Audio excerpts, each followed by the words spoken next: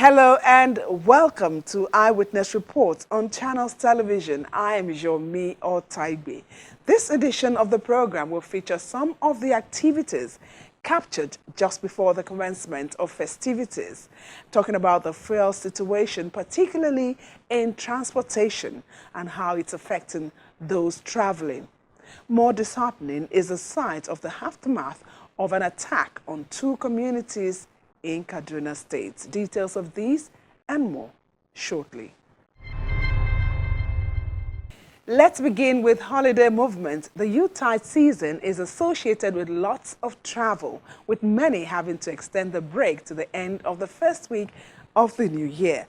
Unfortunately, the excitement of uniting with loved ones during this festive season is being hampered by fuel scarcity.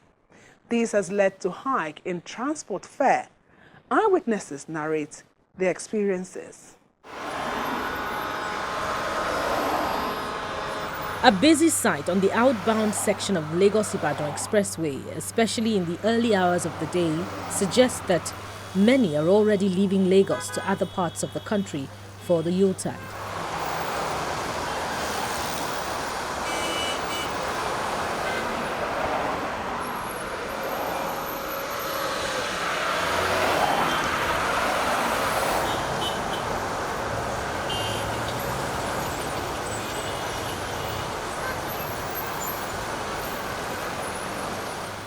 But the outlook at Jibowu, one of the major hubs for interstate road travel, suggests otherwise.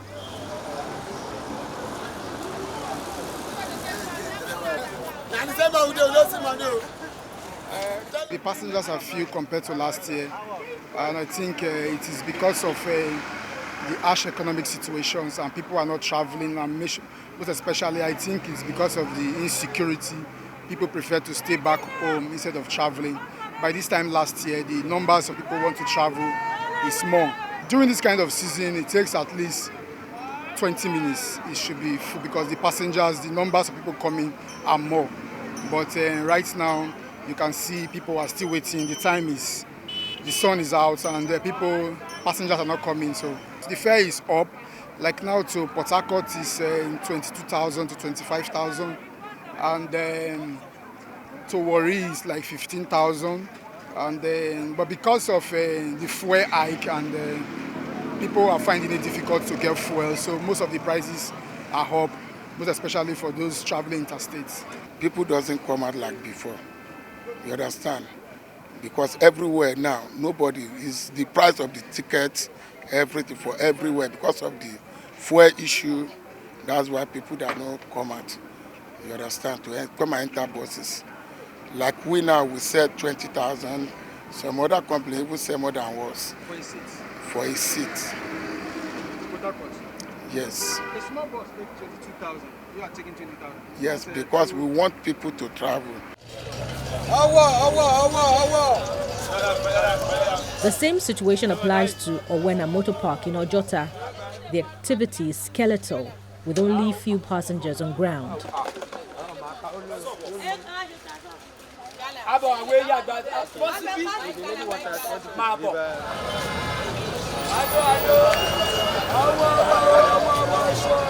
This is divided into two situations, the fuel problem and then the Yuletide, Definitely it will increase prices. Annually it does.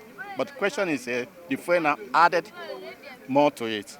So it's a bit expensive to travel now. People are not even coming out. People decide to stay at home, but only few that God bless are able to travel for now. We've been here since 6:30. This is the second bus leaving the park this month. Like, it will leave about 8:39, and I think there's another one loading. Normally, every year they increase their price. Last year, we paid 4,000 plus. There's always 4,000 plus another 100 naira for somebody else, But this time they're saying it's 5,000 plus 100 naira. Normally, if there is no fuel, if there is no Yuletide, we normally pay about 4,000 for the village.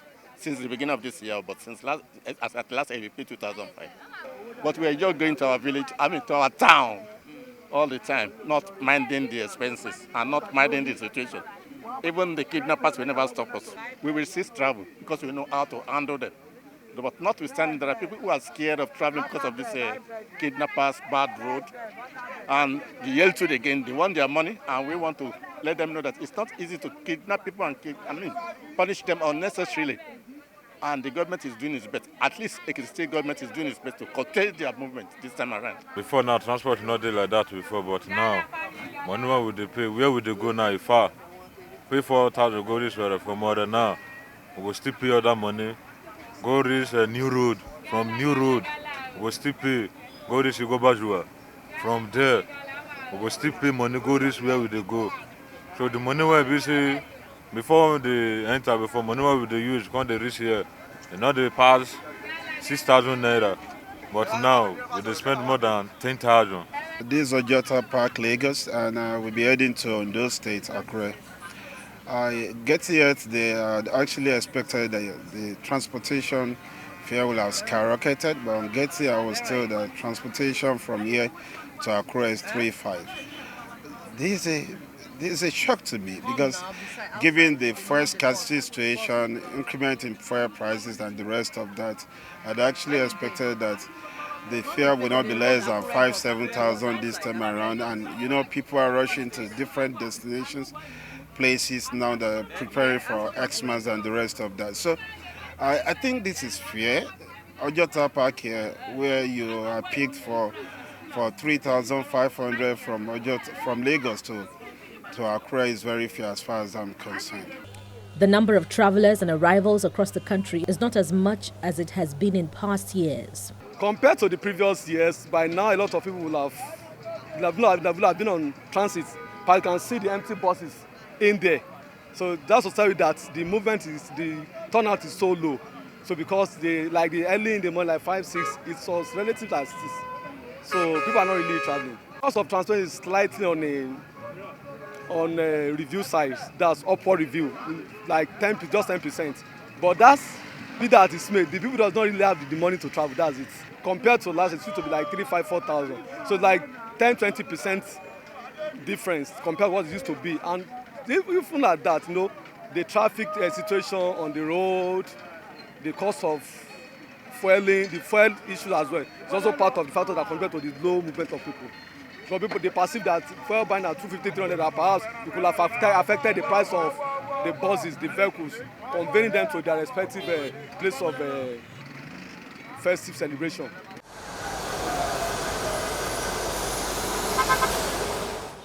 While some travelers have resolved to stay back in the cities to celebrate quietly, others are determined to travel home against all odds.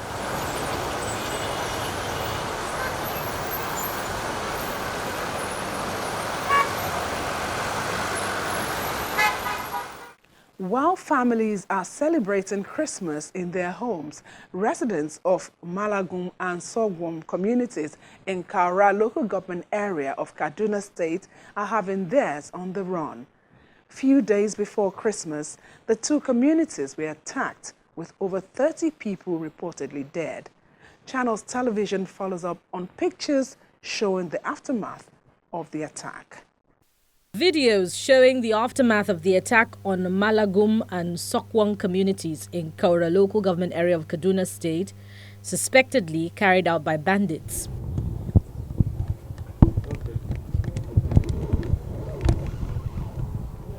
Several houses, vehicles and other valuables razed in coordinated attacks on the two communities at night. Last month, everything is gone.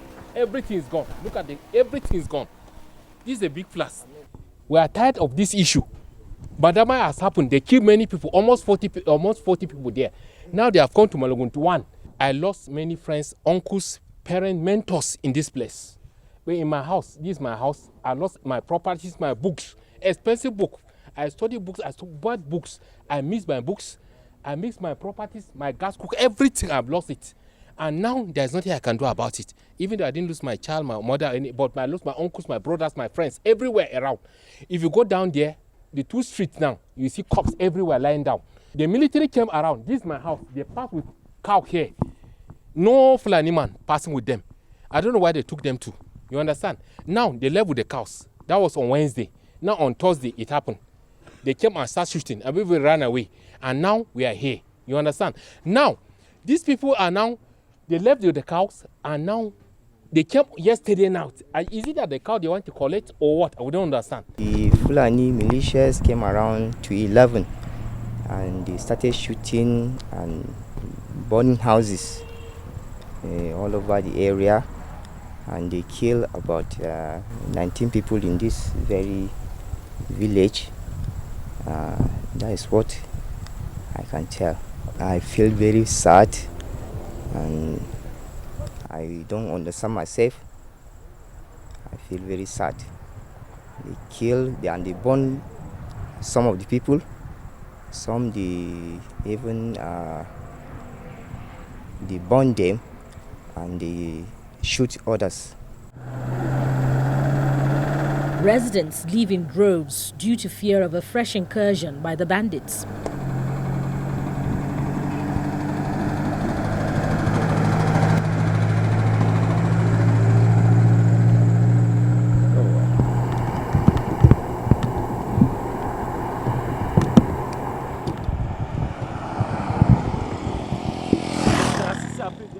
I went to all those communities. The first attacks, I went to all those communities.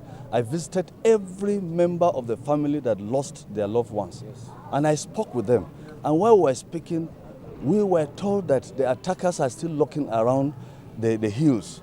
The attackers were seen on motorbikes, 2, with their guns. And nothing was done. Looking at the time that this wave of killings and destruction and displacement of people is taking place close to the Christmas season and the New Year festivities, close to the election time of 2023.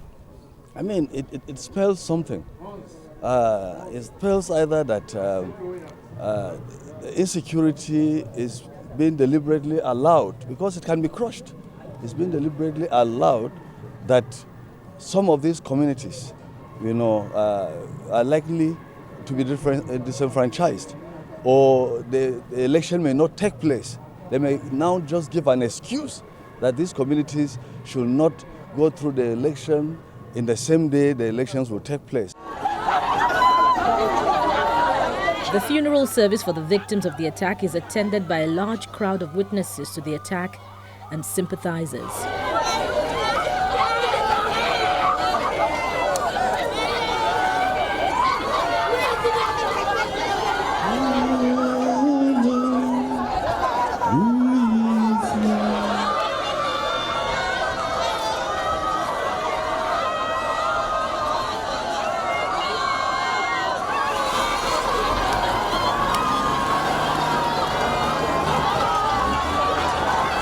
Among the victims are children, aged men and women, as well as youths.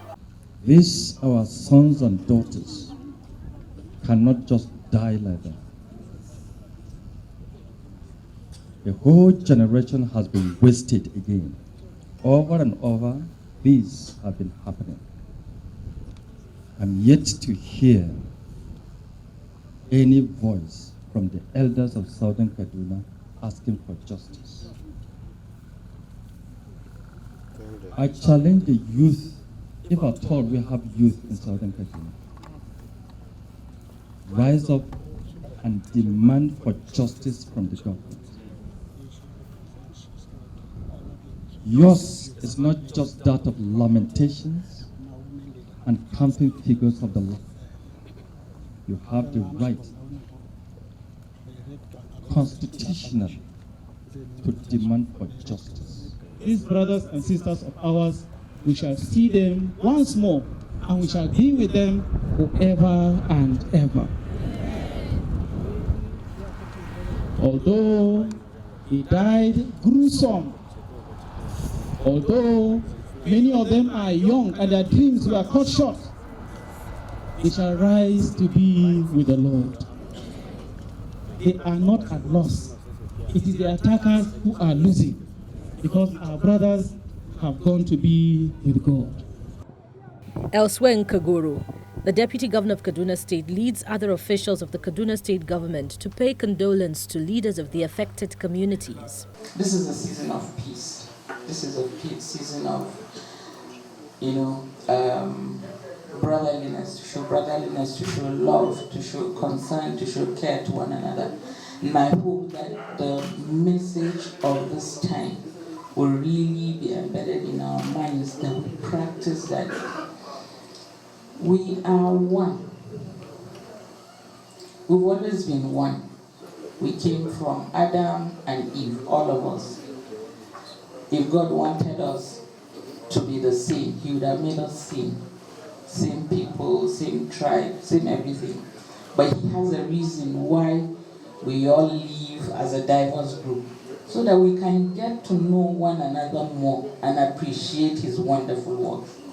I pray that God will give us understanding of His words, for us all. Kaduna, like many other states in the north, has seen increasing attacks by armed men. What the people are hoping to see is improved security that will guarantee them the confidence to stay back in their communities and go about their daily lives without fear.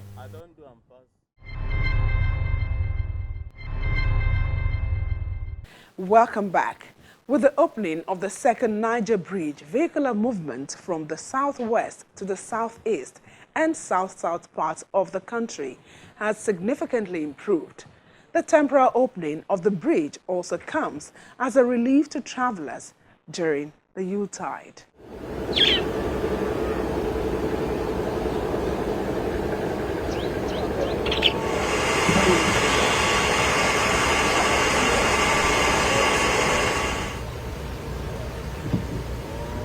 You ready? You ready? Okay.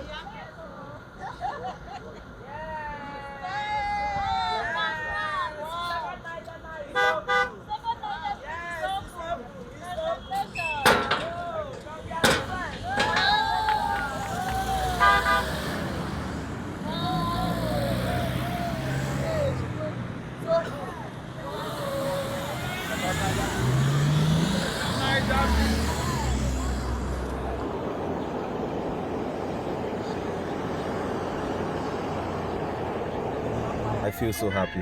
At least to reduce the hold up. We've stayed over 1 hour at the other bridge. Opening it now gives us the ease of traffic that we need, especially during the Yuletide period. And it's something of honor, and we appreciate the efforts being made towards getting it. More cars on the road, and you know what it means. No space, the little space that we have, it's always choked up. So, but with this, it's going to help. It's going to help decongest traffic a lot.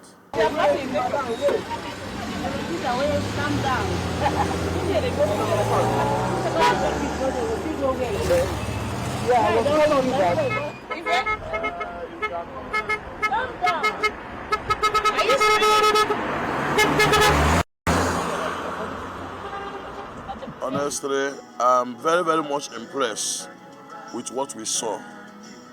The connection of this second Niger Bridge is a very fantastic evolution in Nigeria, and also it's going to help us, most especially at this seasonal period. It will reduce much traffic at the Niger Bridge, which we know. So I think the government, they did wonderfully for making it to be open right now.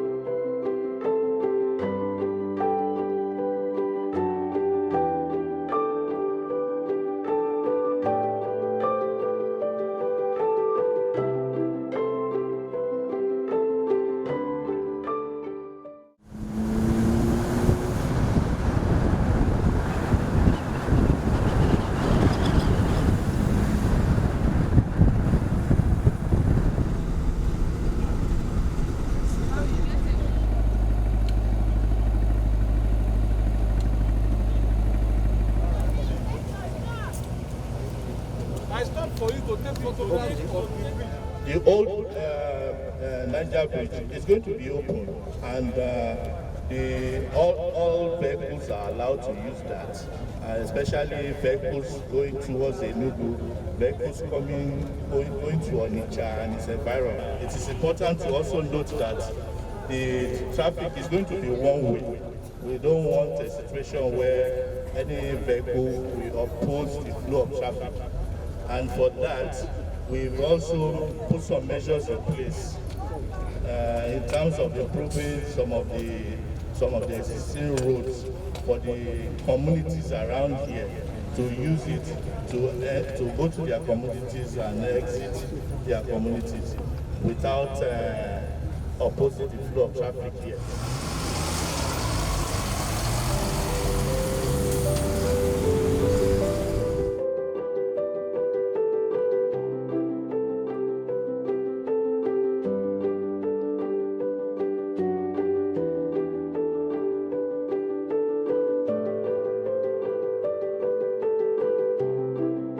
Sometimes it just takes days to cross a river because the old bridge has been outgrown by our population and our economic size. So a lot of people have talked about a solution, but the Buhari administration decided to implement one, which is to build the bridge, whatever it took. So wherever the funds came from, investments, income from our oil assets, repatriation of some funds that were stolen out of Nigeria came in from the US, and the result is now what we see. So when people are talking about poverty and the report of the MBS, you will see that the biggest chunk of it is not the monetary poverty, it's the multi-dimensional poverty. When you spend 2-3 days trying to cross a bridge, that's poverty.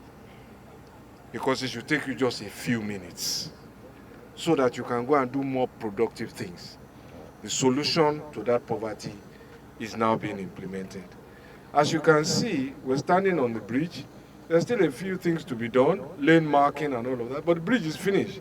And those of you who drove on it, I'm sure you will help us communicate that. But there's work to be done, to be finished at the interchange on the opposite side, and also on the Asaba side. But it's not a bridge to grandstand. It's a bridge about human beings, about lives. And so we thought, if it is motorable, let us open it for the period it was meant and conceived for, and beyond that period, so that people can begin to feel that relief. And we can begin to then see the impact on poverty in terms of time spent just trying to cross a river. Of course, it has addressed the monetary side of the poverty equation, just as it will address the multidimensional side, because you will see machines, men, equipment, jobs, and if you come and ask the people who own land here now, they will tell you the value of their land has gone up. Nobody's going to take that money from them. So you will see the impact in the monetary and multidimensional part. But let us be clear. This is a temporary opening to achieve the purpose of relieving that pain and that inconvenience. And we would like your feedback if you get the opportunity to use it, so that we know how best to make it better for you, because it's all about service for us. My job is not to worry about the figures. There's a department, they will reconcile accounts when they finish, and then we will know how much we spend. I think you were there on the 4th of November when we opened the Cameroon Bridge. The final accounts just came. This is what we do when we finish every project. As I said, this is a temporary crossing, and my advice to all of you is just be patient. It might slow down a little bit here and there, but if we are patient, we don't drive against traffic, we observe the rules, it will get us to our destinations in much quicker time than we used to cross the River Niger. And more importantly, I beg of all of you, please drive safely. The maximum speed limit on Nigerian roads is 100 kilometers per hour, not 101. Just stay below 100. I want you to have a Merry Christmas with your families. The President wants that too. So he has asked me to appeal to all of you to please drive carefully, observe the speed limit, and stay alive to witness a happy 2023.